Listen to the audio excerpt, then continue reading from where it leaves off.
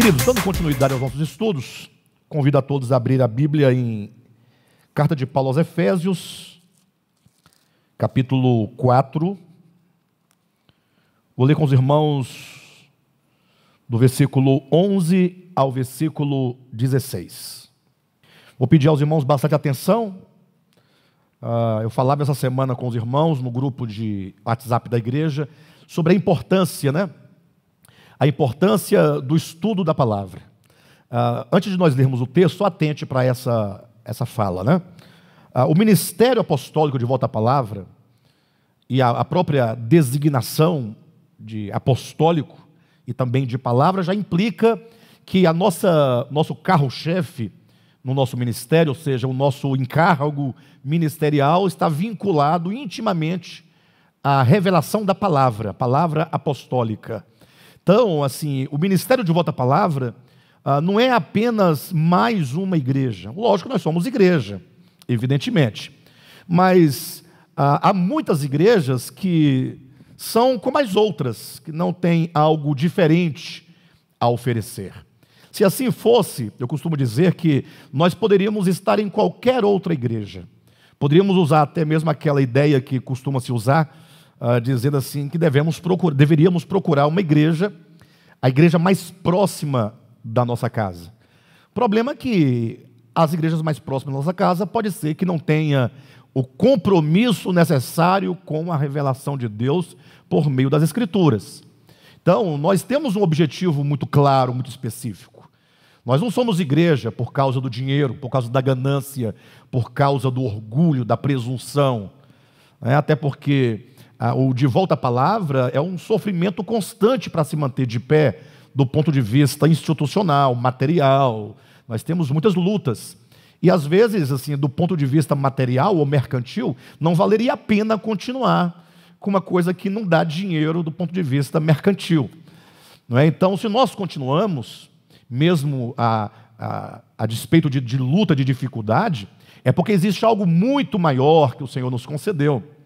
Então, assim, o Ministério de Volta à Palavra tem um compromisso com a verdade de Deus revelada por meio das Escrituras.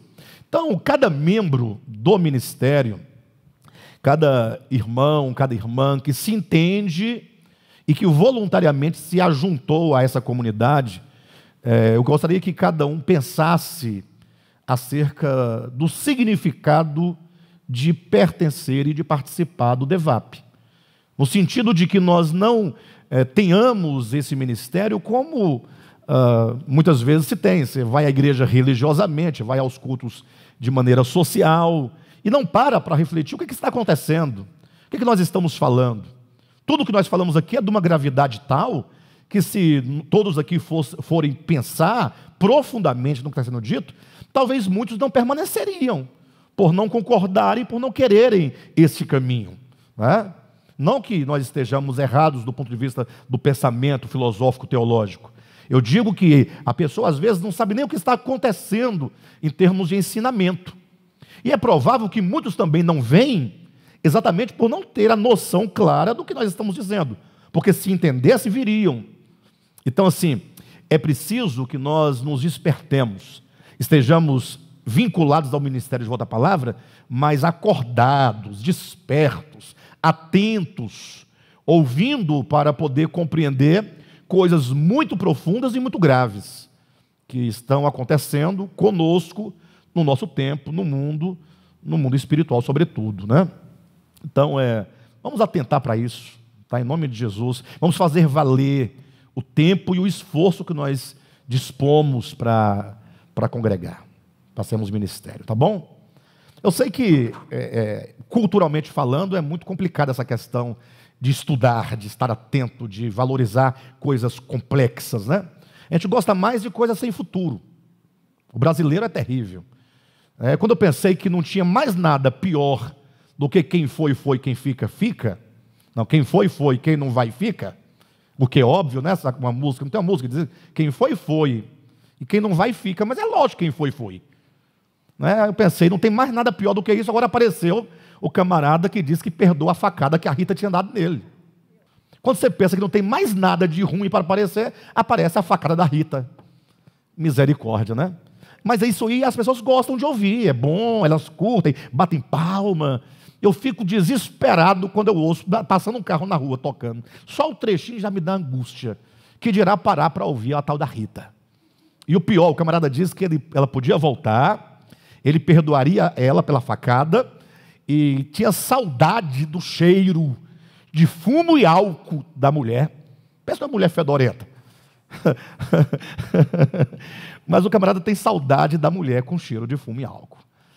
Para os irmãos verem até onde nós chegamos, né? E daí, e onde nós vamos chegar, vai só piorando as coisas. Então, assim, a despeito da cultura nossa, que é uma baixa cultura, nós temos que repreender isso na nossa vida e criar um outro hábito. Ninguém pode fugir dos hábitos, né? O vício, vamos colocar vício, não no sentido de... mas todos nós temos vícios, que é um hábito que está acostumado e nós fazemos até mesmo sem perceber.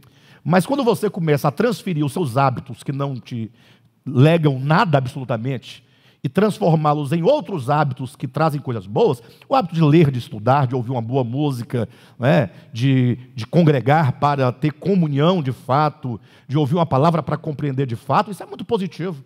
Vamos mudar os nossos hábitos para bons hábitos. E aí, quando aquilo que é bom se torna um hábito, você fará com muito prazer e com muita satisfação. Tá bom? Vamos então à leitura da Escritura. Efésios capítulo 4, vamos ler do versículo 11. Não, vamos ler do versículo 7, tá? Do 7 até o 16. E a graça foi concedida a cada um de nós, segundo a proporção do dom de Cristo. Por isso diz, quando ele subiu às alturas, levou cativo o cativeiro e concedeu dons aos homens. Ora, o que quer dizer subiu? Senão que também havia descido até as regiões inferiores da terra. Aquele que desceu é também o mesmo que subiu acima de todos os céus para encher todas as coisas.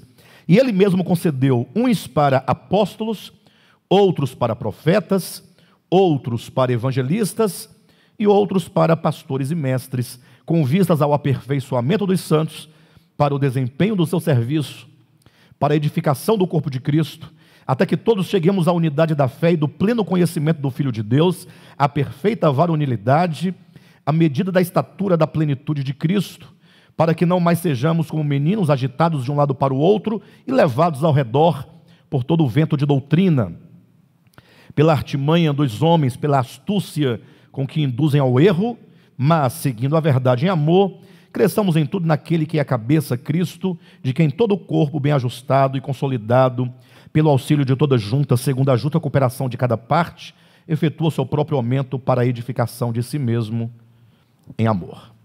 Queridos, deixe-me atualizar os irmãos, pelo tempo que nós ficamos sem estudo, só uma breve revisão. A epístola de Paulo aos Efésios é uma epístola muito profunda, e ela fala de coisas essenciais, no sentido de que ela trata o evangelho de maneira muito simples. Ou seja, essa epístola ela vai falar os pontos fundamentais e básicos do evangelho. Quem compreende claramente o que Paulo diz aos Efésios, compreende de maneira profunda o evangelho. Porque, embora o evangelho seja muito amplo, aqui ele está colocado de maneira sintética, mas sem perder a profundidade. Veja que no capítulo 1, Paulo fala acerca do supremo propósito de Deus, que se reduz ou se resume a quê? Basta você olhar no capítulo 1 de Efésios, versículo 22 e 23. Aqui está a súmula do supremo propósito de Deus.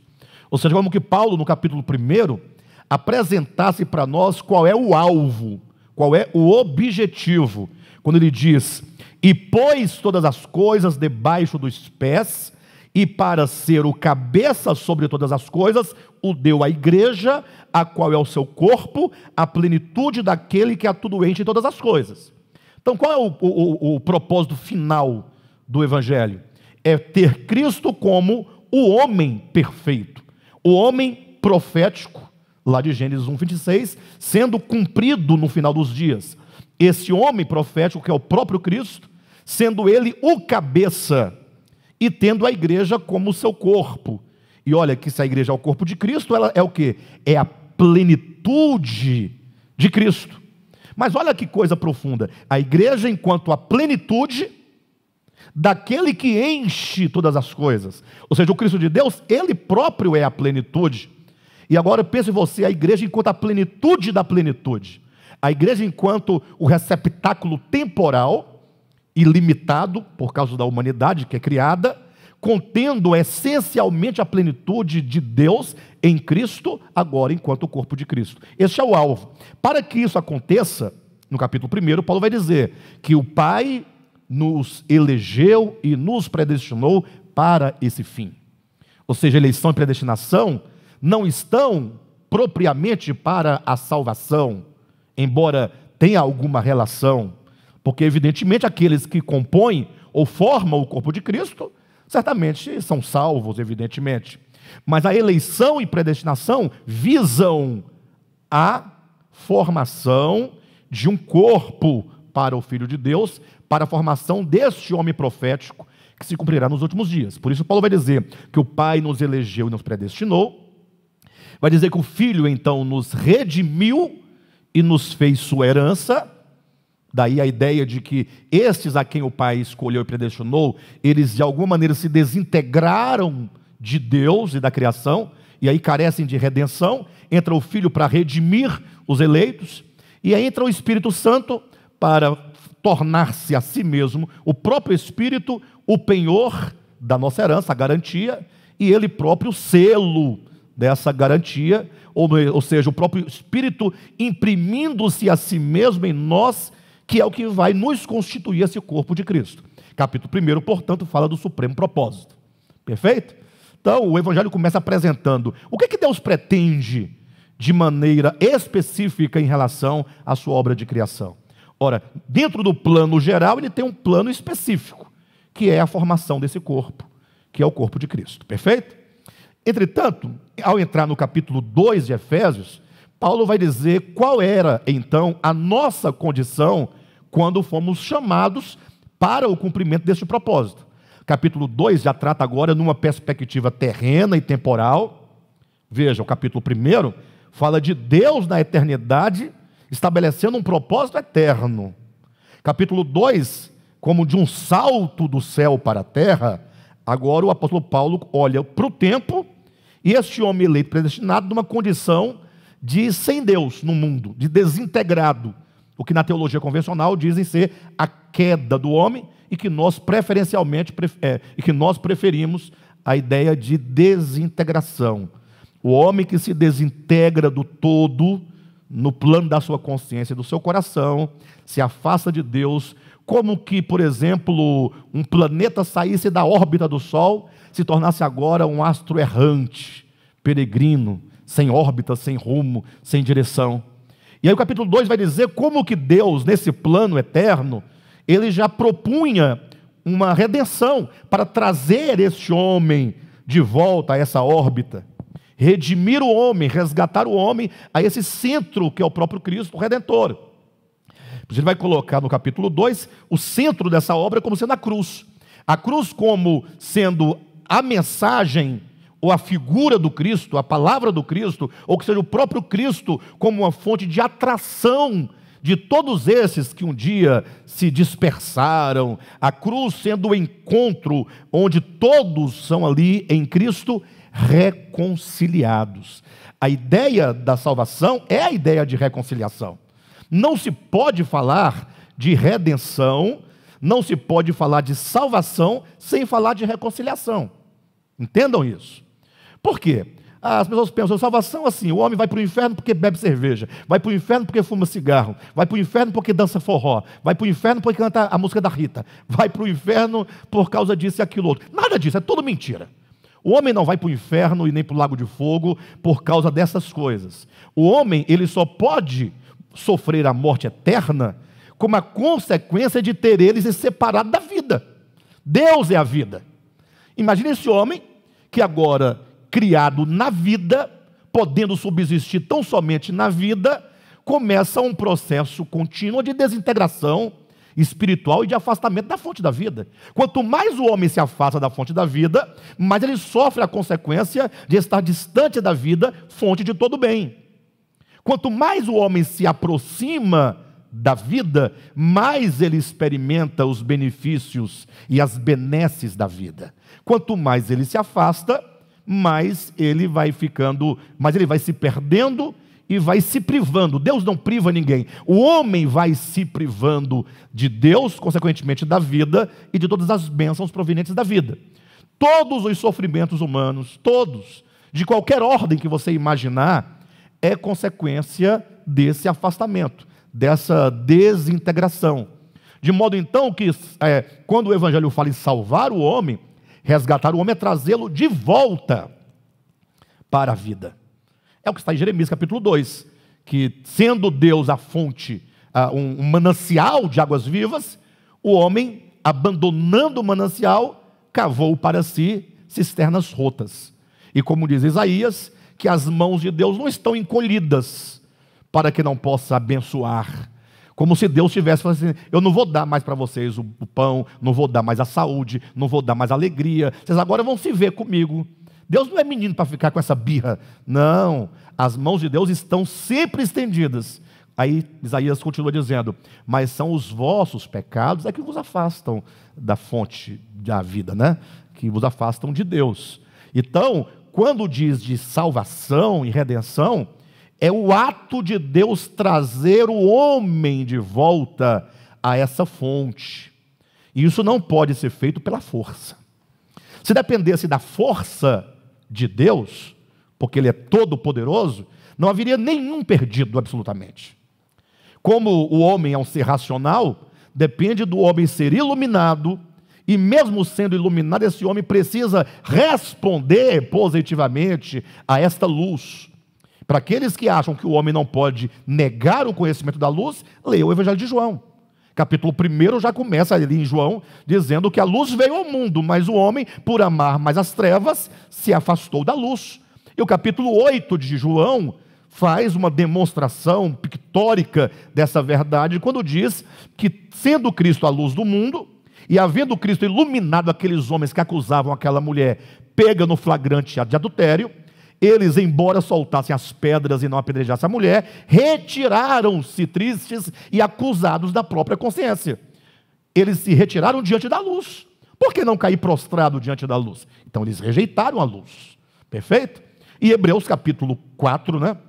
Versículos 6, 7, 8 e 9, 6 a 8, o escritor aos Hebreus vai dizer que o povo hebreu que matou a Jesus Cristo, que negou a Cristo e não o recebeu como Salvador, eles foram iluminados, mas sendo iluminados, diz o escritor aos Hebreus, eles caíram, eles apostataram-se. No sentido literal, deram as costas à verdade. Bem, de todo modo, falar em salvação é falar de trazer de volta. Entenda isso.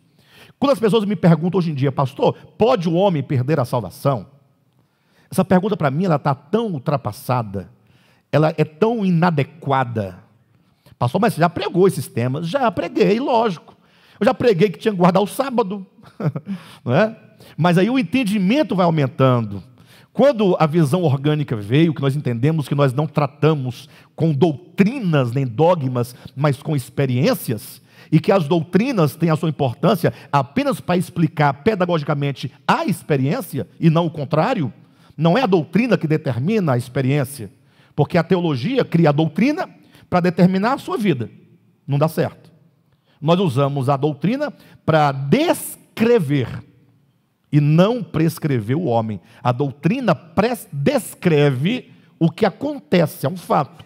Creia você, não creia na doutrina, está acontecendo, seja as coisas positivas ou negativas. Então, quando fala de salvação, a pessoa pergunta: pode o homem perder a salvação? Fala, como é que ele pode perder?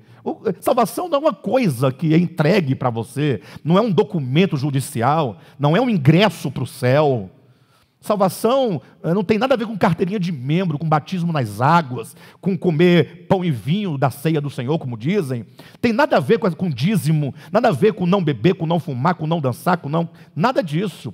Salvação é o coração do homem sendo trazido de volta para Deus. Se não há esse voltar do homem para Deus, não há salvação de nenhuma espécie, de nenhuma natureza. A salvação é esse acontecimento, é esse voltar. Um coração que volta, ou que está voltando, ele está sendo salvo. Porque o inverso é verdadeiro. O que está perdido é o homem se afastar, está se perdendo. Salvar é voltar. Não tem como ele continuar lá, salvo. Ou estar lá dizendo, serei salvo quando Jesus voltar. Bobagem isso aí. Isso é só teologia. E esse voltar, ele só pode acontecer, explica-se aqui no capítulo 2, mediante a cruz. A cruz é o grande símbolo da salvação. Pastor, mas e o que tem a cruz? Os católicos têm uma cruz na parede. Você entra no tribunal, tem uma cruz na parede. Você vai a uma delegacia, tem uma cruz na parede. Muitos fazem uma cruz no braço, ou levam um crucifixo no pescoço, não importa. Mas nada disso é a cruz. A cruz, na linguagem de Deus, não é um artefato, não são dois travessões, tampouco é meramente símbolo do cristianismo, como disse Constantino. A cruz é uma mensagem. Por isso que Paulo vai falar sobre a mensagem da cruz. O que é a cruz? A cruz é primeiramente a ideia do não ser. Por quê? Porque o Cristo de Deus, sendo Deus, não se apegou ao fato de ser. Antes a si mesmo se esvaziou, assumindo a forma de servo, para sofrer a morte de cruz. Então, quando estava o Cristo lá crucificado, poxa, isso é um paradoxo. Em que consiste o paradoxo? Ora, se eu fosse o Cristo, eu costumo dizer isso, até numa contradição do que eu próprio estou dizendo, mas eu me coloco como todos os homens, eu estaria no mínimo da praia. Já que eu não tenho outro paradigma de onde está, de outro lugar melhor, né? Falaria então como Marcos Bellucci, né? Eu poderia estar em Dubai, né? Poderia estar em qualquer lugar, numa galáxia, ele fala de alguma coisa nesse sentido, não me recordo bem, mas não numa cruz, pregado, crucificado, cuspido, xingado, humilhado. Eu não falo nem da dor, porque a dor é superável. Centenas ou milhares de homens morreram crucificados, torturados, muito mais que o Cristo de Deus. Não estou desmerecendo o sofrimento. O problema é, quem é esse que se permite? Quem é esse que se entrega? Quem é esse que, sendo a própria razão, não desmente a irracionalidade humana? No mínimo eu deveria fazer um sermão e explicar o quanto aqueles homens estavam errados. No mínimo, eu ia usar de toda a argumentação possível da razão para tentar provar que eu estava certo e eles errados. Mas não, o Cristo se cala. Ele poderia descer um raio, matar todo mundo. Ele poderia, quando alguém triscasse nele, levar choque. Ele podia fazer qualquer coisa, qualquer prodígio. Mas não, ele se passa como quem não pode absolutamente nada. Isso é a mensagem da cruz. É o não ser. Qualquer sentimento de querer ser, mesmo sendo, é contrário à cruz. Isso é salvação. Ser trazido de volta a Deus é ser trazido para a cruz. A cruz é o centro onde todos os de antes e os depois devem convergir em salvação. Entendem isso? Então, se a cruz é o não ser, a cruz também, outro significado da cruz, é um instrumento de destruição daquilo que quer ser não sendo, que é a destruição do ego. Para Cristo não pode ser destruição do ego porque Ele é. Se Ele é, Ele não pode ter ego porque Ele é. Agora, o problema é que o homem, não sendo, quer ser o que não é. Aí a cruz, para o homem perdido, vai destruir o ego. Isso é salvação. Somente aqueles que voltam nesse sentido experimentam salvação. Capítulo 2. Então nós temos aqui o propósito de Deus no capítulo 1. Nós temos a solução de Deus para o problema da desintegração humana no capítulo 2, que é a cruz, enquanto instrumento de redenção. Mas além de redenção, a cruz também é, no capítulo 2 diz, reconciliação. É impossível que o homem desintegrado, ao retornar a Deus, por meio de Cristo, por meio da mensagem da cruz, que é o não ser sendo e a destruição do ego que quer ser não sendo, é impossível esse homem retornar e não ser reconciliado. Paulo vai dizer no capítulo 2 que na cruz é destruída toda a inimizade. Reconciliação. O que significa que o que chamam queda, eu vou estar sempre repetindo o que chamam, para não criar desinformação, para vocês vincularem, né? O que chamam queda, nós chamamos de desintegração, gera inimizade. A inimizade do homem contra Deus, a inimizade do homem contra si mesmo, a inimizade do homem para com a criação e a inimizade do homem para com o outro homem. São 4 níveis de inimizade. No caso aqui, Paulo coloca como exemplo, né, maior, no âmbito em que ele escreve, a inimizade entre judeus e gentios.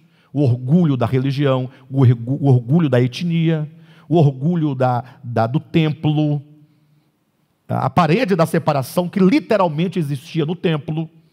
Enfim, ele coloca a ideia de uma parede de separação que a cruz destrói, reconciliando os homens com os homens e os homens com Deus. A reconciliação do homem com Deus é o aspecto mais simples da reconciliação, porque todos, na última das hipóteses, vai dizer que quer estar reconciliado com Deus, né? Lógico, porque afinal ele é o dono do ouro e da prata, né? Quem que não quer ser amigo do ouro e da prata? Amigo do dono do ouro e da prata. Todo mundo quer ser amigo do dono do universo, né? Agora, quando fala de reconciliação consigo mesmo, já é um nível mais complexo. Pastor, como é que é isso? É porque o ser humano ele precisa de estar pacificado na sua própria consciência, com o seu passado e mesmo com o seu presente. E isso dará paz também para o seu futuro. O homem precisa de paz interior. O homem, não raras vezes, não se perdoa. Vocês sabiam que muito da nossa índole negativa de inimizade, de fofoca, de contenda, de problema com os homens, são reflexo de nós mesmos? Por não nos perdoarmos, estamos cheios de problemas que estão guardados do que vivemos, que nós não nos perdoamos porque fizemos isso, porque deixamos de fazer aquilo outro. O Evangelho nos traz paz com nós mesmos. Você entende que quando você crê no Evangelho, agora você se torna uma nova criatura, um novo entendimento das coisas. E agora o ser reconciliado com a criação é um nível ainda maior. Quando você entende que o rio, ou que as flores, que os animais, que todo o cosmo é parte de uma mesma criação da qual você também faz parte. Você não é superior à criação em nenhum sentido. Se há alguma superioridade do homem em relação à criação, é de ele ser o servo dela. Porque sendo ele o único ser racional a quem Deus criou para dominar sobre toda a terra, então cabe ao homem o cuidar, o zelar, o proteger e o cultivar, e não destruir. Mas então o homem precisa de ser reconciliado com a criação, e no estágio mais profundo da reconciliação é quando o homem passa agora a ver todos os homens indistintamente como sendo nossos irmãos, filhos do mesmo Pai. E por isso, agora esse homem reconciliado com Deus, consigo mesmo e com a criação, ele pode estar reconciliado com o outro, jamais impondo ao outro nenhum tipo de justiça própria. Os nossos problemas em relação ao outro, isso aí você pode fazer uma pesquisa de campo. De 10 pessoas, se você pesquisar 10 pessoas, 11 trarão o mesmo resultado. Quando você perceber que todas as inimizades, os problemas, os conflitos, está na imposição daquilo que eu coloco sobre o outro. Não gosto da Silvia porque ela não é aquilo que eu gostaria que ela fosse. Porque ela fala mal de mim, porque ela me persegue, porque ela não me ajuda, porque ela virou a cara para mim. Ou seja, eu gero uma inimizade com o meu próximo, porque eu estou cheio de exigências que o outro, talvez sim, talvez não tenha condições de me oferecer. Mas como é que não tem? Ele não pode falar comigo numa boa? O problema é que o homem é a questão de crescimento. Tenha paciência. Mas então, quando o homem passa por esses níveis de reconciliação, então agora, certamente, ele experimenta plena salvação. Jesus fala que sede vós perfeitos, como perfeito é o vosso Pai Celeste. Ah, Pai, mas como assim ser perfeito como Pai? É um padrão muito alto.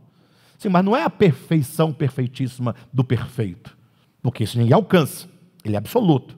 A perfeição de que Jesus fala é: assim como o Pai dá o sol e a chuva a maus e bons, assim você deve amar os maus e os bons. Não é simples? Imagina só Deus lá no céu, né? Ô São Pedro, hoje você não vai fazer chover no Ceará, porque o povo lá é idólatra. Ah, imaginou? Que situação? Não vai, porque lá tem muita idolatria do meu pai de Cício. Então não vai chover lá. Se Deus fosse agir assim, onde você estaria? Você. Não é?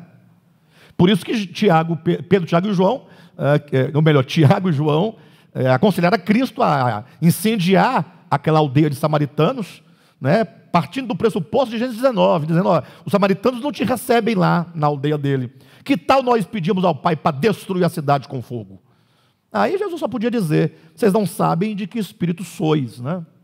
Bem, daí os irmãos entendem, portanto, que a salvação pressupõe esses aspectos: ser trazido de volta, e o que implica reconciliação, e essa reconciliação atende a pelo menos 4 níveis que nos leva à plena reconciliação, finalmente, do homem com o homem, o que o leva à perfeição divina.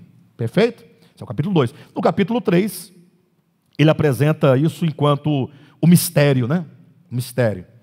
O capítulo 3, o tema é o mistério, que Paulo, inclusive, se torna o grande profeta dessa dispensação para revelar esse mistério aos homens.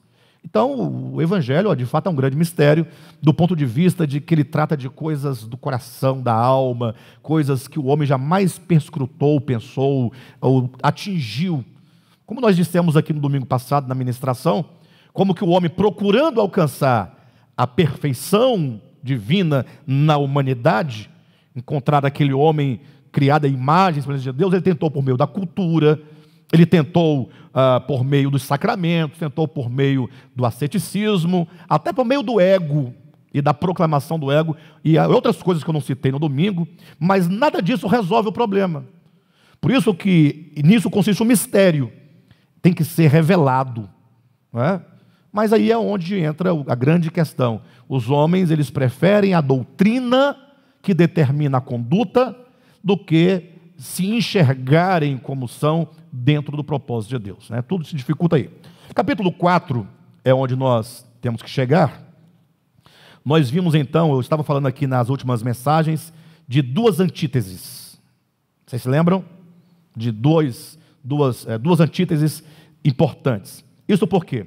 Se no capítulo 1, presta atenção, capítulo 2 e 3, Paulo mostra o supremo propósito.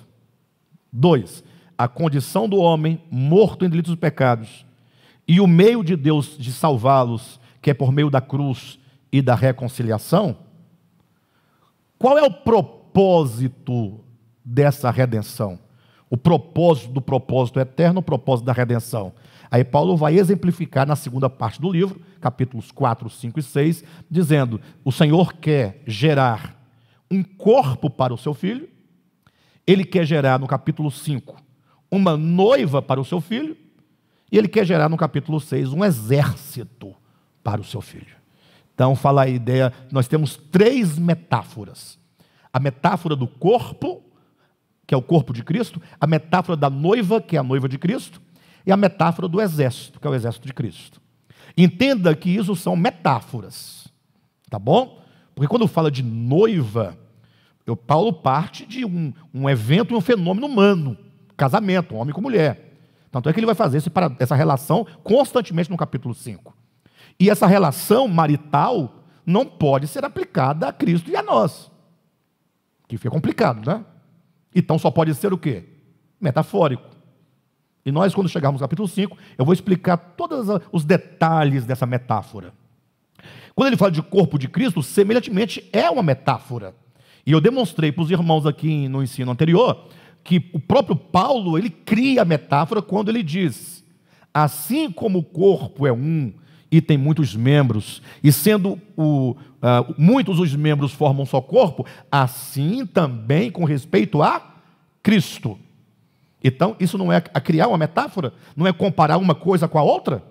Então, veja que ele usa o corpo humano para você entender como é Cristo. E como é que é Cristo? Ele fala, Cristo é o cabeça de onde procede os membros, o corpo, e gera uma relação de vida, dependência e serviço. Eu sugiro que os irmãos ouçam a mensagem anterior a essa. Lá no site está marcando mensagem de número 33, mas, salvo engano, é a mensagem 32.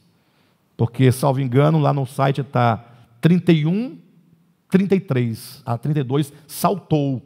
Não que saltou a mensagem, eu acho que foi só a numeração que saltou. Então, a última mensagem que está lá, vocês vão ver, mensagem belíssima que traz o conceito profundo de corpo de Cristo. Nós temos que entender esse conceito de corpo de Cristo que está lá. Então, Paulo fala que esse corpo precisa de ser edificado. E esse é o ponto que nós estávamos tratando por último. Por quê? Olhem para mim. Essa é a minha insistência. E essa é a minha angústia. Que angústia, pastor? De que vocês entendam o que eu estou dizendo. Corpo de Cristo não é uma coisa a que você adere. As pessoas dizem assim, o fulano não é corpo de Cristo. Quando ele se converte, aceita Jesus com um gesto de braço, é batizado, ele se torna membro do corpo de Cristo. Será que é isso mesmo? Eu acho que não. Corpo de Cristo não é uma instituição a qual você entra, ou na qual você entra e recebe uma carteirinha de membro. Corpo de Cristo não é uma doutrina. Corpo de Cristo é uma relação orgânica de cabeça, membro, essa é a metáfora, mas do cabeça procede a vida. Então, quando você entende que você procede dele, que você é a continuação dele, porque a figura do corpo é a mesma figura da videira. A ideia é a mesma. A videira tem os ramos, o Cristo tem os membros, a continuação, a extensão do Cristo é o seu corpo. Ora, a minha extensão é o meu próprio corpo, sim ou não? Não é daqui que procede a ordem para todo o corpo, e meu corpo atende à cabeça? Então Cristo é o cabeça, o corpo, entende-se como sendo uma continuidade do cabeça, por isso uma relação de vida. Meu corpo não pode viver sem a cabeça. E meu corpo é completamente relacionado à cabeça nesse sentido de vida. O que vai nos levar a uma relação de dependência. Então, essa dependência vai nos levar a entender que eu sou parte. Isso quebra o nosso ego. Você não é absolutamente nada em si mesmo. Todo o nosso significado, que é grande, só se encontra no todo. Estou cansado de falar isso para os irmãos. Ou seja, quando cada um se entender como uma pequena parte extremamente importante, mas que ganha sua importância no conjunto da obra de Deus, que é o cosmos, que é toda a criação, no qual, ou melhor, que existe e se move em Cristo. E aí, então, quando eu entendo essa relação de dependência, de participação, de parte no todo, não tem como eu não proceder numa relação agora de serviço. Aí o membro entende, eu estou aqui como membro. O membro não quer nada para si, ele só quer doar. Ele só doa. Os olhos servem a todo o corpo, as mãos servem a todo o corpo. Nunca as mãos vão pedir que o corpo faça algo por ela. Nunca. Mas ela estará sempre a fazer pelo corpo. Isso é uma característica de membro. Isso quebra também aquela ideia daqueles que falam assim, não, eu sou o corpo de Cristo. Não, nunca foi. Você é parte. E só é parte se tiver essa consciência do significado de corpo de Cristo. E não de instituição. Perfeito? Tá, aí nós dizíamos que esse corpo está sendo o quê? Edificado. É onde entra o grande problema. Se eu perguntar assim, irmãos, o corpo de Cristo está sendo edificado? Qual é a resposta de vocês? Sim. E se eu perguntar, a pergunta mais óbvia que existe: quem deseja ser edificado no corpo de Cristo? Todos dirão que sim. Todo, é lógico. E se eu perguntar quantos estão sendo edificados? Todos dirão que sim. E aqui é onde entra a angústia, no sentido de que eu gostaria tanto que os irmãos entendessem esse aspecto orgânico de sermos constituídos, corpo de Cristo. Aí eu propus duas antíteses extraídas do capítulo 4. A primeira, já tratada na mensagem anterior, eu contrastei os versículos 1 e 2 do capítulo 4 com o versículo 16. O 16 fala que o corpo está sendo edificado em amor. E os versículos 1 e 2 do capítulo 4 mostram um rogo de Paulo, rogando a nós que nós andemos de modo digno, com mansidão, com humildade, longanimidade, suportando uns aos outros e se esforçando diligentemente por preservar a unidade do Espírito no vínculo da paz. Alguém fala: pastor, não vejo nenhuma antítese aqui, uma vez que o versículo 16 fala sobre edificados em amor, e no 4 fala sobre humildade, mansidão, tudo coisa positiva. A questão é que quando Paulo diz, rogo-vos, ora, esse rogo implica uma condição. Se a igreja estivesse vivendo totalmente em amor, em longanimidade, em bondade, em mansidão, não haveria o rogo. O rogo só cabe porque rogo é um pedido, é uma súplica. Como eu diz assim: irmãos, nós precisamos andar deste modo, porque nós não podemos andar como andávamos outrora, ou como andam os gentios. É preciso nós andarmos com mansidão, o que implica aqui o ego presente na prática, na experiência da igreja. Então contrasta-se a primeira antítese, o amor com o ego. Não há edificação na base do ego. A igreja se edifica na base do amor. Amor é altruísmo, amor é doação. Então não tem edificação sem amor.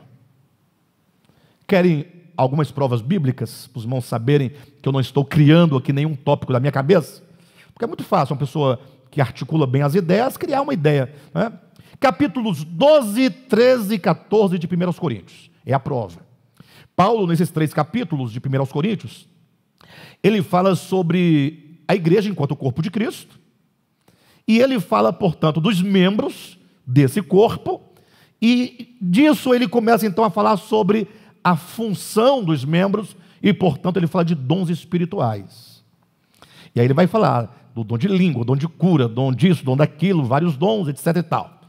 Até que ele chega num ponto em que ele fala sobre a importância dos dons quanto ao seu uso na igreja. Ele vai dizer: ora, irmãos, quando vocês falam em línguas na igreja, a pergunta de Paulo: qual é o proveito? Eu não estou aqui desdenhando do dom de línguas. Entenda, cuidado com o ego. Eu estou expondo, Paulo está perguntando, qual é o proveito de se falar em línguas? Porque se você falar em línguas na igreja, diz Paulo, e ninguém compreendeu o que se diz, qual é o proveito disso? Ele diz: ora, tudo que se faz na igreja, e a ideia de igreja aqui é a ideia de corpo de Cristo, de membros de serviço, ele diz, deve ser feito para a edificação do corpo. Ele está dizendo. Ou seja, o membro, tudo o que ele faz, deve visar o corpo, o bem-estar do corpo, o nutrir o corpo, o abençoar o corpo. Por isso que ele vai dizer que o melhor dom é o dom de profecia. Porque o dom de profecia, em contraste ao dom de língua, é a exposição da palavra de Deus. É Deus falando à igreja por meio de um profeta. E quando se profetiza, Paulo diz, todos entendem e são edificados. O que tem a ver com amor? Ele diz, e eu passo a mostrar-vos um caminho sobre modo excelente. Caminho de quê? O caminho da edificação do corpo de Cristo. Ele fala do corpo, dos membros, da função, dos dons, e agora ele fala da necessidade de que esse corpo seja edificado. Quem edifica? Ora, os membros edificam o corpo. E ele fala, eu aponto um caminho para essa edificação, é o amor. A sociedade bíblica brasileira, ou que sejam os tradutores de maneira geral, colocaram no capítulo 13 o dom supremo. E não é dom supremo. Embora o amor seja um dom e seja supremo, mas quando Paulo fala do amor, ele fala: eu passo a mostrar um caminho. O caminho da edificação é o amor. Não existe edificação sem amor. Quando você pensar, o corpo de Cristo precisa ser edificado, e eu quero edificar e ser edificado, pense, não há como fazê-lo fora do amor. E o amor trata com todos os problemas do nosso egoísmo. Aí os irmãos percebem que a edificação, portanto, é um tratamento, não é? Uma cirurgia invasiva do nosso ser por meio da palavra. Quando a palavra vai destruindo em nós tudo aquilo que se opõe ao amor e tudo aquilo que se relaciona ao amor. Então, a primeira antítese é o amor e o ego. A segunda antítese, nós também já começamos a falar, mas não tivemos tempo de terminar, é essa que se encontra dos versículos 11 a 16, que lemos agora no início dessa reunião, e eu me propus a desenvolver essa segunda antítese lendo do 16 para o 11. Paulo colocou do 11 para o 16, na ordem crescente, e está corretíssimo, óbvio, né? Eu proponho ler do 16 para o 11, para que nós comecemos do propósito e venhamos a resgatar esse caminho que Paulo está construindo. E quando então Paulo diz no 16, olha, acompanha aí: de quem todo o corpo bem ajustado e constituído pelo auxílio de toda junta, segundo a justa cooperação de cada parte, efetua o seu próprio aumento para a edificação de si mesmo em amor. Então, Paulo coloca a edificação em amor. Esse não é o alvo, não é o objetivo? Agora, qual é o problema ou a antítese que nós vamos apresentar a partir daqui? Se você volta nos versículos anteriores, você vai observar que Paulo vai colocar que existe um empecilho, existe algo que nos impede de alcançar a edificação. Se na primeira antítese o que nos impede é na primeira antítese, o ego, existe um segundo problema que nos impede de alcançar a edificação. Esse segundo problema ele coloca numa antítese. Veja essa antítese comigo. Capítulo 4, versículo 13 e 14. Até que todos cheguemos à unidade da fé e do pleno conhecimento do Filho de Deus, à perfeita varonilidade, à medida da estatura da plenitude de Cristo, para que não sejamos mais como meninos, agitados de um lado para o outro e levados ao redor por todo o vento de doutrina, pela artimanha dos homens, pela astúcia com que induzem ao erro. Qual é a antítese aqui? Versículo 13. Unidade da fé, que se contrapõe a toda sorte de vento de doutrinas. A fé neotestamentária que se contrapõe aos ventos de doutrinas. Essa é a segunda antítese. E nós então precisamos compreender profundamente o que significa essa fé. Aqui nós devemos chegar à unidade da fé e entendermos o que são esses ventos de doutrinas e como distinguir a fé dos ventos de doutrina. E nós precisamos observar que é dito que os homens maus e perversos é que nos levam para esses ventos de doutrinas. São homens que estão disseminando toda sorte de doutrinas inventadas e criadas. E o pior, se acredita piamente que essas doutrinas, muitas e várias, é a vontade de Deus e a verdade de Deus. Tudo isso porque esses homens encontram os seus pseudos fundamentos na Bíblia. Daí precisamos distinguir uma coisa, irmãos, em nome de Jesus. A Bíblia, de uma vez por todas, é um livro divino, no sentido de que ele trata de coisas divinas e no sentido de que a sua inspiração procede de Deus. Perfeito? Entretanto, a Bíblia é um livro histórico, é um livro humano, é um livro que passa pelos tempos diferentes, por culturas diferentes. A Bíblia narra e descreve o homem na sua trajetória, o homem no seu conhecimento relativo do divino. E porque o homem é o elemento substancial da Escritura, e não da palavra de Deus, porque o elemento substancial da palavra de Deus é o próprio Cristo, mas o elemento substancial da Escritura é o homem. É o homem vivendo na terra, é Adão no jardim, né?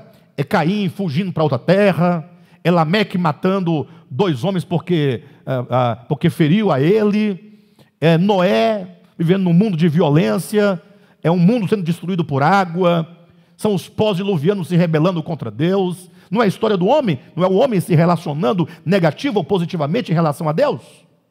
Toda a Bíblia é assim. É o homem preso no seu tempo.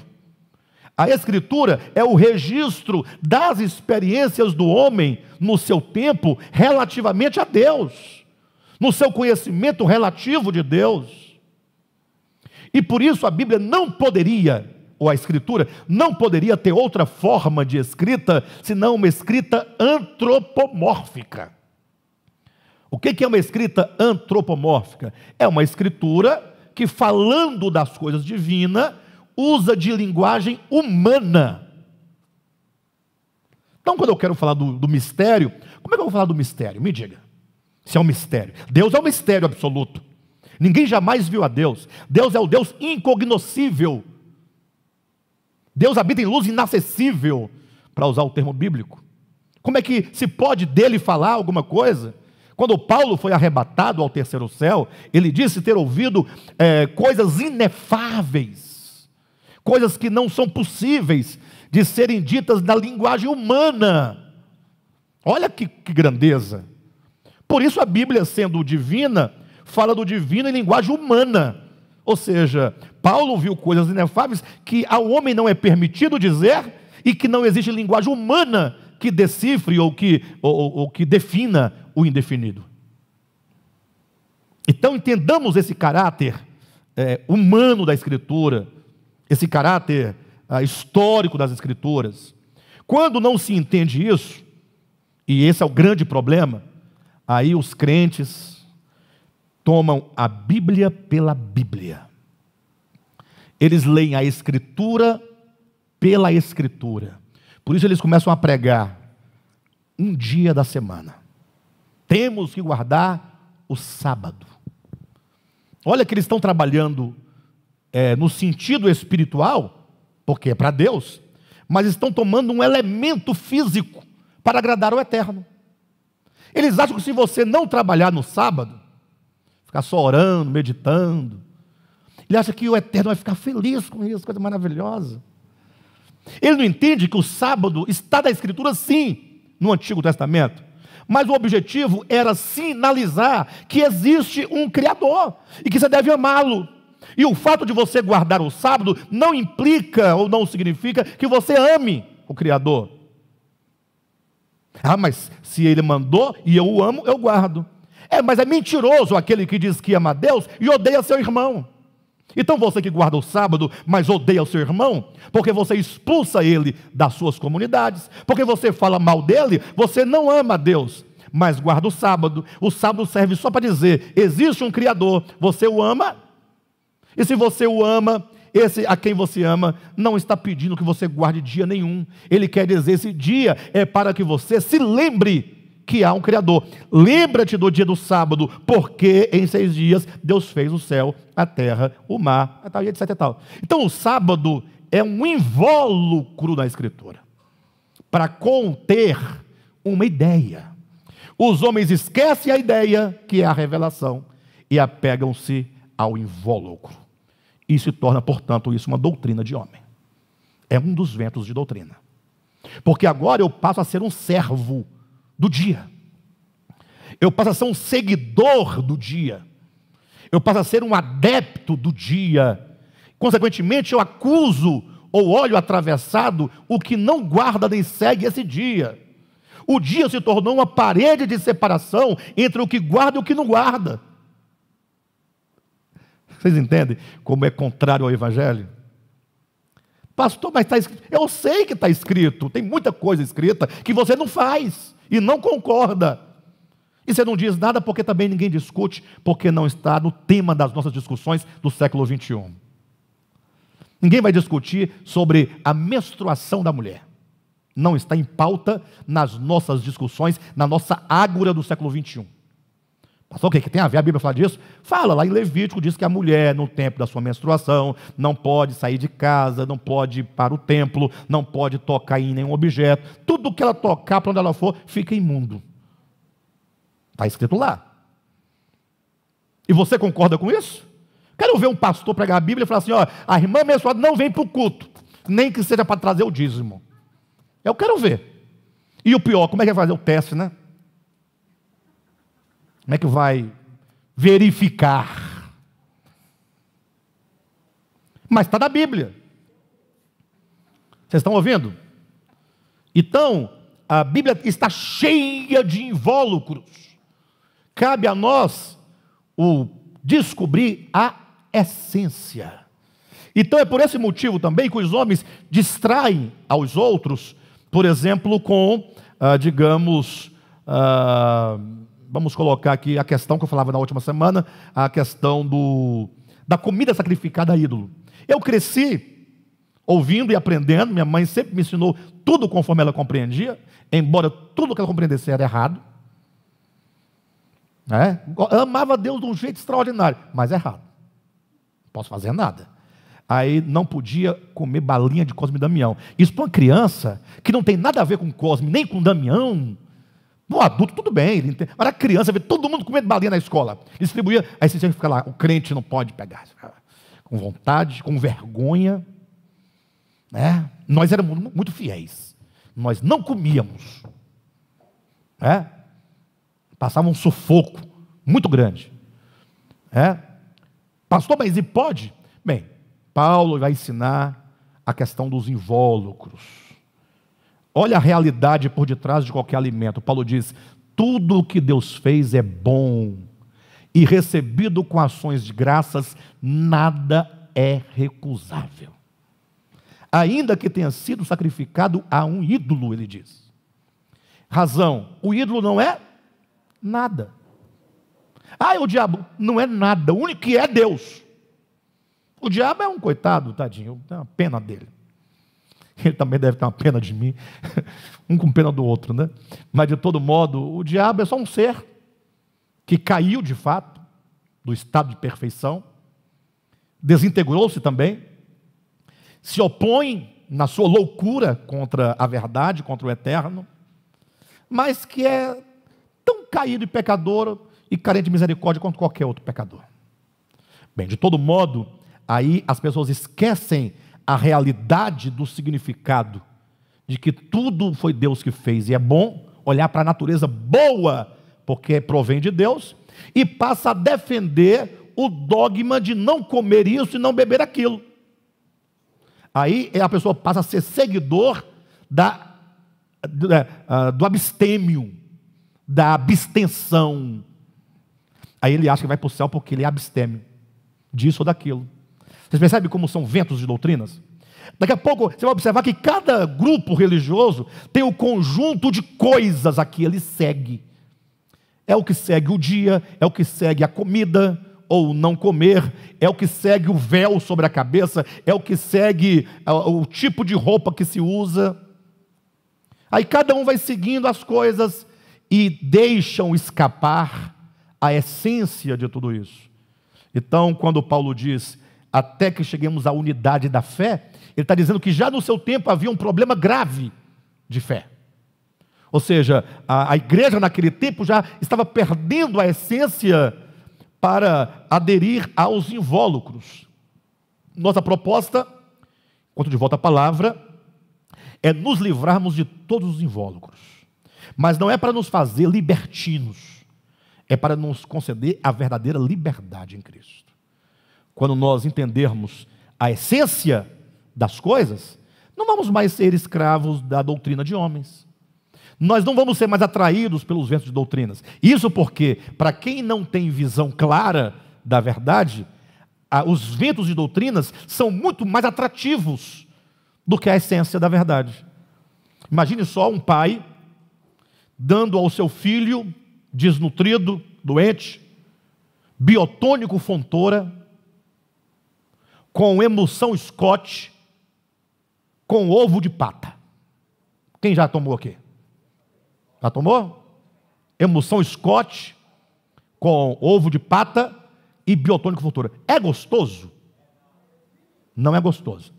Agora, imagine você um suspiro Maria Mole Zorro. Não sei se vocês lembram do Zorro. Um pirulito de caramelo, chamava-se Zorro. É um pirulito de caramelo, que seja, balinha, chiclete. Qual que a criança prefere? O biotônico Fontoura, emulsão Scott, ovo de pata ou os doces? Mas qual faz bem à saúde?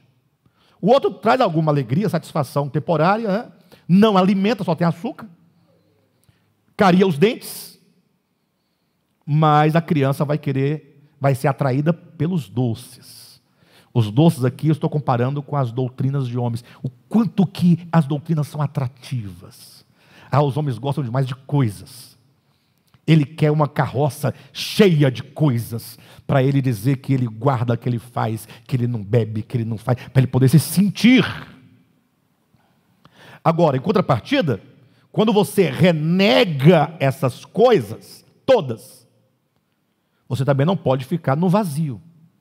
Esse talvez seja o nosso, de volta à palavra, o nosso grande problema, é o ficar no vazio. Nós renegamos a carroça de coisas, mas não transitamos para a essência. Ficamos no vazio, agora um tanto mais irresponsáveis, um tanto menos comprometido, um tanto mais, estou nem aí, um tanto mais, vou se der. Aí a pessoa cai no extremo do erro. Nós temos que transitar para a fé. E essa fé que é a grande questão. Então, as doutrinas, os ventos de doutrinas, que são aqui, como diz, articuladas pelos homens, ou pela astúcia dos homens que conduzem ao erro, são aqui contrastadas com a sã doutrina, ou essa unidade de fé, que é promovida pelos homens dons, do versículo 11. Então, olha o contraste. Versículo 11. E ele mesmo concedeu uns para apóstolos, outros para profetas, outros para evangelistas e outros para pastores e mestres. De um lado, apóstolos, profetas, evangelistas, pastores e mestres. Do outro lado, da antítese, homens que articulam doutrinas movidos pela sua astúcia e que induzem ao erro. Então, temos os homens astutos de um lado e os homens dons de outro. Então, o que nos impede da edificação? Não ouvirmos os homens dons e sermos atraídos e darmos ouvidos aos homens perversos. Isso porque os homens perversos não vão dizer para você que eles são perversos. Às vezes, muitos deles nem sabem que são perversos. Muitos deles estão ainda enganados. São os enganadores que estão eles próprios enganados, porque não viram. E talvez até lhes foi apresentada a verdade, mas eles não deram crédito e por isso nem conhecem. Mas tem aqueles que ouviram e entenderam e não quiseram, porque todos aqueles que ouvirem o Evangelho na sua pureza serão como Cristo no seu tempo. Como? Enquanto os líderes religiosos judeus estavam disputando uma cadeira na sinagoga, ou um lugar no templo, Jesus não queria nada disso. E o medo dos religiosos judeus era que Cristo usurpasse, ou tomasse deles, melhor, que Cristo tomasse deles o que eles usurparam, o lugar no templo, o lugar de Deus. Então, Jesus não queria saber de posição, de cadeira no templo. Ele não queria nada disso, ele só queria pregar a verdade. Então, aqueles que querem também viver sua verdade, vão perder os privilégios. Enquanto aqui nós estamos dizendo que chamar o outro de bispo é uma bobagem, porque não importa se você chama de bispo, ou se você não chama, o que importa é a função. Por aí estão lutando para ser bispo. Uns querendo deixar de ser, e outros querendo ser. Porque o ser bispo por aí é uma coisa violenta, extraordinária. E o pior, quanto mais a pessoa se impõe, enquanto tal, mais os homens se deixam escravizar. Ao inverso. E quanto menos você impõe a si mesmo, quanto mais você se mistura e destrói qualquer tipo de altar ou de poste ídolo, menos as pessoas te respeitam e menos crédito te dão. Você vê como que o ser humano é complicado, né? O coração do homem é terrível. Deveria ser o inverso, né? Mais crédito tem porque abre mão, não está querendo essas coisas. Bem, de todo modo, temos aqui esse contraste. Os homens perversos com as suas doutrinas humanas. Pastor, como fazer para diferenciar a fé genuína dos ventos de doutrinas? Simples. Eu vou dar aqui uma chave para vocês. Lógico que é uma chave, você vai ter que girar, né? Tem que colocar na fechadura e girar 2 vezes, 3, até abrir a porta. Né? Mas é uma chave. Tudo que lhe pregarem, ou que lhes pregarem, tudo, que tiver uma relação direta, e imediata e final com coisas, não é a verdade. Coisas. Estava aqui um dia, a semana tem uns 2 meses, 3 meses, um irmão novo da igreja, tadinho, chegou todo feliz, num carrinho zero, acabado de comprar, na semana que ele comprou. Aí ele chegou, encostou o carro dele aqui, eu também encostei o meu javelinho dele novo, cheirando a novo, banco de couro, tudo. Ele, bispo, que bom que eu te encontrei aqui. Ó, comprei esse carro essa semana, Deus me deu. Falei, que benção, que maravilha. Aí eu quero que você venha um tempinho para você poder orar no carro aqui, abençoar e ungir meu carro. Aí eu falei, ô meu irmão, não faça isso, eu não vou fazer isso com você. Porque se eu colocar óleo no seu carro, só vai sujar. Porque a bênção de Deus no seu carro é você aí dentro. Se você for bênção, onde você estiver e o que tiver, tudo é bênção. Mas se você não for bênção, pode tacar óleo, pode fazer vigília, que não resolve. A bênção é você. Ele, é mesmo, pastor? Falei, é você a bênção. Falei, agora eu estou mais tranquilo, então, se eu sou a bênção. Falei, seja bênção que o seu carro é bênção. Agora, não se engane. Pode bater, pode arranhar, tudo é coisa da vida. Tudo que está aqui na terra se acaba. Uns mais rápido que o outro, outros menos. Você pode até zelar do carro, mas não tem garantia que você não vai bater seu carro ou que alguém não vai bater nele. Para de bobagem. Deus está preocupado com sua alma, não é com a batida do seu carro. E tem mais, quem coloca carro na rua é para bater mesmo, ué. Está todo mundo dirigindo, você não quer bater? Ué, não é, você não está, não é uma linha de trem que só anda um? Se tem 2, vai correr o risco. Olhou o WhatsApp, bateu. As mulheres pintando, dirigindo, pintando o olho, ó. Eu já vi disso, mais da conta, a pessoa dirigindo a 120 por hora, pintando o olho. E não quer bater o carro. Né? Não quer bater o carro. Né? A pessoa dirigindo e no zap aqui, ó. Não quer bater o carro. Aí depois a culpa é do diabo ou de Jesus, não é sua. A culpa é sua. Mas qual é a ideia? É que muitos fazem, não o irmão que me pediu, mas ele assim aprendeu com outros, de usar um óleo para dar a esse óleo alguma função ou algum poder sobrenatural. Então, isso é invólucro. Mas a Bíblia fala sobre o óleo. Fala, gente, que lógico. Fala sobre o óleo, sobre o véu, sobre o sábado. O que mais você quer? O que você quiser, ela fala. Agora, você tem que saber o sentido. Pastor, mas Tiago fala do óleo para o presbítero ungir com óleo. Fala. Ele falou na ignorância dele, no tempo dele. Ou talvez ele usou aquilo como forma pedagógica para o público dele. Porque às vezes você tem o crescimento, mas o público não tem. É o professor numa sala de aula. Não adianta ele falar claramente sobre prudência, porque a criança não vai entender. Então ela vai contar a historinha. Entendeu? É porque Tiago, o que tem Tiago? Tiago era um homem.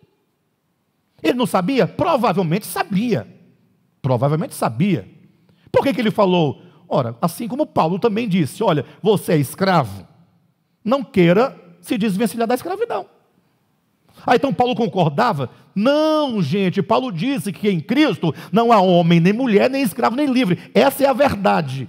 Mas existe um status temporal, cultural, que não pode ser desfeito e desmontado assim de uma vez para outra. Você precisa trabalhar a verdade nos invólucros culturais do seu tempo. razão porque você vai encontrá-los na Bíblia abundantemente, inclusive no Novo Testamento. Mas Paulo é claro ao ensinar a igreja os significados dessas coisas. Como, por exemplo, quando ele diz assim, olha, é importante, eu vos louvo, inclusive, pelo fato de vocês guardarem as tradições. 1 Coríntios capítulo 11. Entretanto, olha ele transitando do invólucro para a verdade. Quero que saibais que Deus é a cabeça de Cristo, Cristo é a cabeça da mulher, do homem, o homem é a cabeça da mulher. Essa é a verdade. Ah, então o homem é a cabeça da mulher, ele é o macho da casa? Isso é invólucro cultural. Ele está dizendo de uma relação de amor e submissão mútuo. E o exemplo primordial é o pai e o filho, que começa, Deus é o cabeça de Cristo. E nessa relação não tem machismo, não tem feminismo, não tem estratificação, tem amor e serviço mútuo. O que ele está dizendo é, não existe vida genuinamente cristã sem a relação amor e submissão. Não existe. Não é amor e submissão. Ou como duas coisas. Eu exerço autoridade, você submissão. Não. Paulo vai dizer, submetei-vos uns aos outros, amai-vos uns aos outros. Sim, mas nas relações existe uma hierarquização da vida. O pai em relação ao filho, ou não. Pastor em relação à membresia de igreja. Mas essa relação é uma relação de amor e serviço mútuos. Não dá nenhuma categoria superior para que esse ou aquele abuse em poder. A única lei no reino de Deus é autoridade sem força. A autoridade é um exercício de Deus, inclusive, mas sem opressão. Autoridade sem, enfim. Então, todas as vezes, essa é a chave que eu estou dando para vocês, para discernirem entre a fé verdadeira e as doutrinas humanas. Tudo que se impõe, se amanhã eu disser que o envelope que vocês vão receber está ungido, isso é vento de doutrina. Se eu trouxer uma água de Israel, isso é um vento de doutrina. Se eu quiser pregar um dia da semana, isso é um vento de doutrina. Tudo que você aplicar no plano físico, em nome de Deus, é vento de doutrina. Deus é espírito e importa que os seus adoradores o adorem em espírito e em verdade. Olha que coisa bonita. Olha que profundo. Se bem que é profundo, mas é complexo de se entender quando não se tem noção maior das coisas, né? Jesus falando à mulher samaritana, qual era a preocupação dela? Olha o que eu estou falando de invólucro e de realidade. A mulher falava, Senhor, onde devemos adorar? A pergunta dela estava correta do ponto de vista temporal. Ela estava no meio de um conflito entre dois povos, judeus e samaritanos. Havia a ideia de um templo sagrado que Deus havia estabelecido. Olha o conflito, como é grave. Hoje ela fala assim, pastor, mas e agora? Mas já teve tempo em que alguém também esteve em situações semelhantes. Porque quem foi que mandou construir o templo, não foi Deus? Então ela está preocupada com o templo, Deus mandou, ela tem uma preocupação lógica, sim ou não? Uma explicação, uma preocupação plausível, normal. Onde deve adorar? Em Jerusalém ou em Samaria? Porque existe uma história por detrás desses dois templos. Deus ordenou adorar em Jerusalém, não tem outro lugar. Mas os samaritanos justificaram que Deus havia mudado o lugar de adoração. Eles também tinham lá os livros deles, sagrados, dos seus profetas. Isso porque os samaritanos eram judeus, mas também eram pagãos. Mas eram judeus ou eram pagãos? Os samaritanos eram um povo misto, híbrido, no sentido de que era o resultado de casamentos mistos de judeus com pagãos. Quando por ocasião do exílio babilônico e assírio, muitos judeus, hebreus, que ficaram nas terras de Israel, no caso, até então, Samaria, se casaram com outros povos, porque quando Nabucodonosor levou o povo cativo, e também muitos foram para a Síria cativo, e muitos hebreus ficaram na terra deles. E você sabe que quando alguém é escravo, mas na sua própria terra, ele tem força, não tem? De rebelião e de volta, e conseguir retornar a coisa. Então, qual era a astúcia dos opressores? Trazer povos estrangeiros, misturar no meio dos nativos para enfraquecer. Porque você cria uma polis e equilibra o poder. Você é judeu, está na sua terra, mas eu também sou daqui. Também eu tenho força aqui, força política aqui. Aí, quando misturou-se aqui os povos para enfraquecer o povo hebreu, aí eles começaram a se casar. Aí os filhos que nasciam eram tanto hebreu quanto de outras nações. E aí esse povo ficou misturado, um povo visto pelos hebreus puros como um povo impuro. Daí a cisão de judeu e samaritano. Quando os samaritanos quiseram se unir ao povo hebreu para reconstruir o templo de Jerusalém, os hebreus falaram: não, vocês são impuros, sai daqui, vocês não se misturam mais com a gente. Aí os samaritanos falaram: ah, é? Então tá bom, acabamos de ter uma revelação que Deus mudou o lugar de adoração, agora vai ser em Gerizim, construir um templo rival. E nessa luta, nesse ínter, estava lá uma mulher sincera, que ela ouvia os hebreus falar que tinha que ser em Jerusalém, ouvia os samaritanos dizerem que é em Samaria, e ela ficava querendo servir a Deus verdadeiramente. Onde é o lugar de adoração, Jesus? Ela perguntou. Onde se deve adorar? Em Jerusalém ou Gerizim? Então ela está preocupada com o quê? Com os invólucros. Como é que eu sei disso? Por causa da resposta de Jesus, que diz: não é nem em Samaria, nem em Jerusalém. Mas como não é? E Deuteronômio capítulo 12 diz o quê? Hein, Jesus? Olha a ideia. Capítulo 12 está lá. Eu, diz o Senhor, escolhi Jerusalém para ali fazer habitar o meu nome. O que fazer de Êxodo capítulo 25, versículo 8? Quando Deus diz a Moisés: faça-me um santuário conforme o modelo que te foi mostrado no monte. E Jesus agora diz: nem em Jerusalém, nem em Samaria. Mas por quê? Ele fala: não, porque Deus é espírito.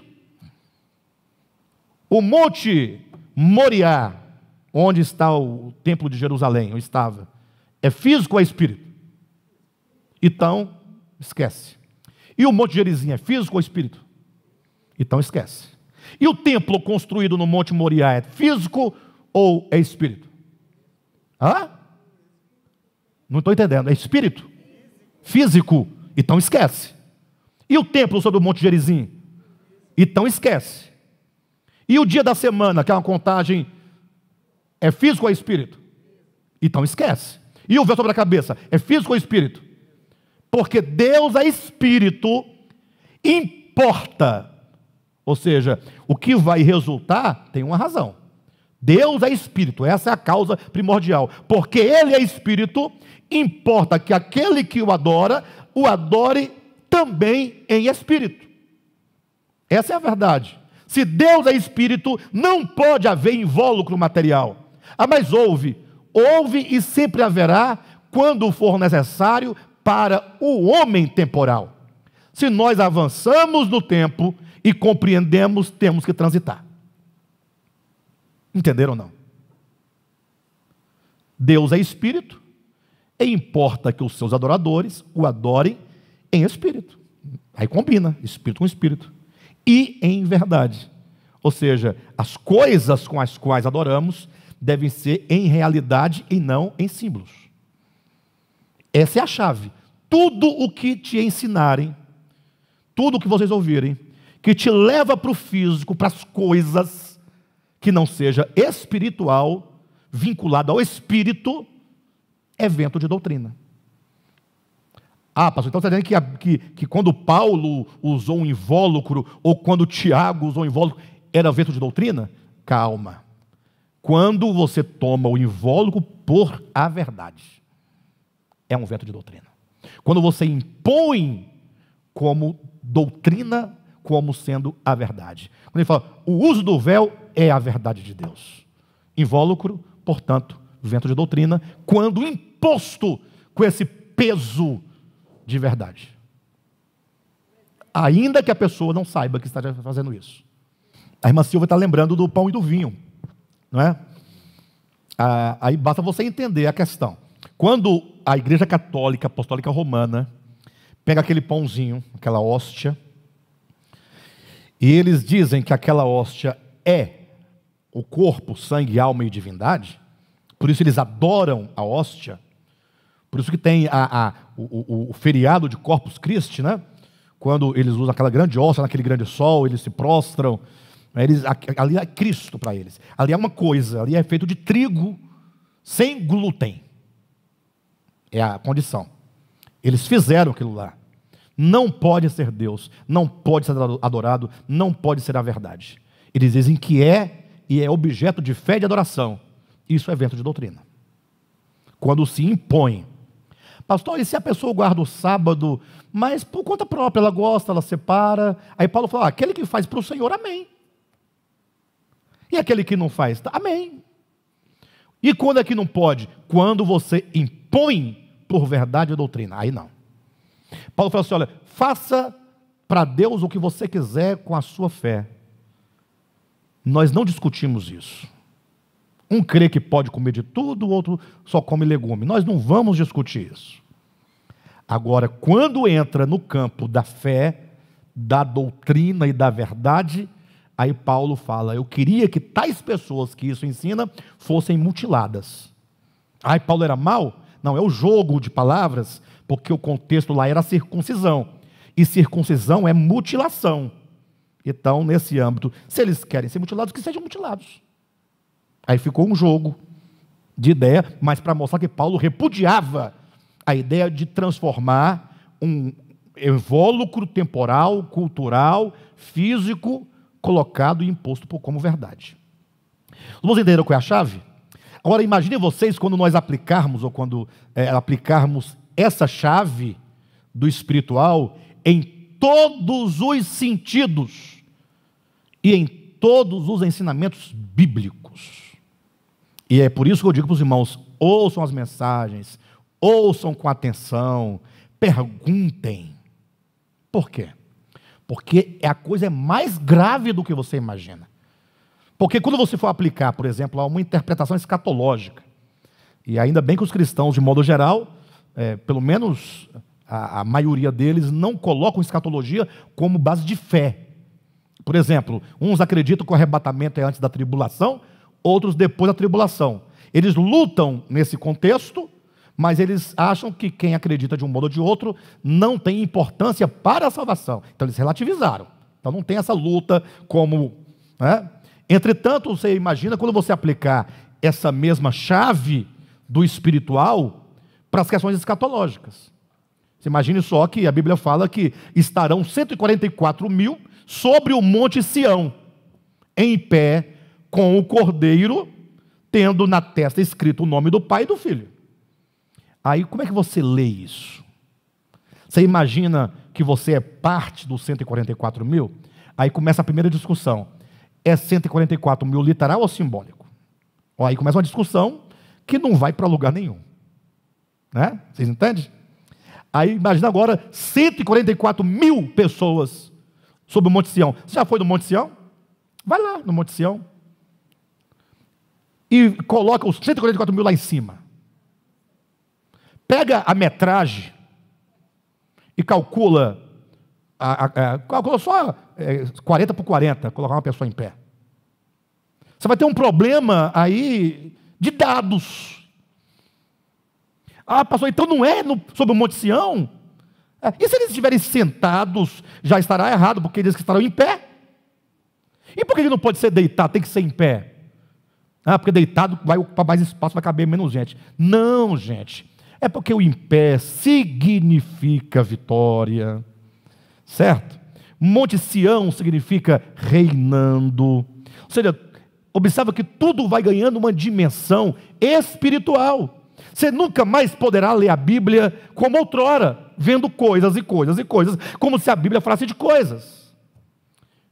Ah, pastor, você alegoriza muito a Bíblia. Alguém me disse uma vez isso. Você está mais para Orígenes do que para qualquer coisa. Mas não é assim que a própria Bíblia se auto-interpreta? Quando Paulo, por exemplo, escreve a Timóteo, ele fala assim, olha, digno é o trabalhador do seu salário, digno é o obreiro do seu salário, os presbíteros que presidem bem são dignos do seu salário. Aí ele fala, sabe por quê? Porque está escrito. Paulo vai dar um versículo. De onde ele vai tirar esse versículo? Que o presbítero é digno de salário. De onde? Porque a Bíblia escrita que já havia no Antigo Testamento. Sim ou não?